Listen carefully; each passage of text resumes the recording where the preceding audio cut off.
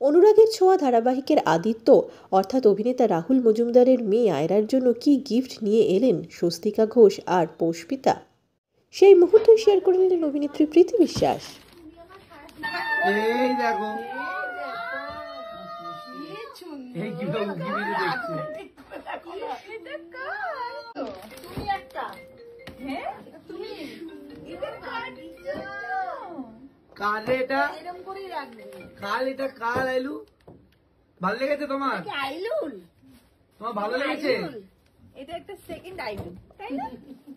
হ্যাঁ তো পছন্দ হয়েছে? তো পছন্দ হয়েছে? হ্যাঁ হ্যাঁ বলে আয়রা আয়রা পছন্দ আয়রার জন্য এনেছি, আয়রার মায়ের জন্য, আমার জন্য কিছু আনিসনি তো? এটা কিটক্যাটটা দিলাম তোকে। আয়রা এটা কার? এই দেখো আরেকটা। ইলে বাবালে,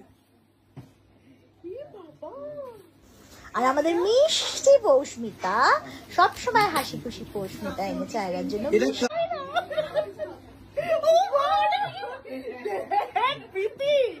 এটাও জড়িয়ে ধরেছে, টেরিটা জড়িয়ে ধরেছিল এরকম। আইলু আইলু ভালো লেগেছে আয়রা? হ্যাঁ একটু হাসি করে দেখতে হিসু করে যাই। এই যে দাঁতটা দেখি না, দাঁতটা দেখি না, একটু মুমা দিয়ে দাও, একটু মুমা দিয়ে দাও। তুমি থ্যাংক ইউ।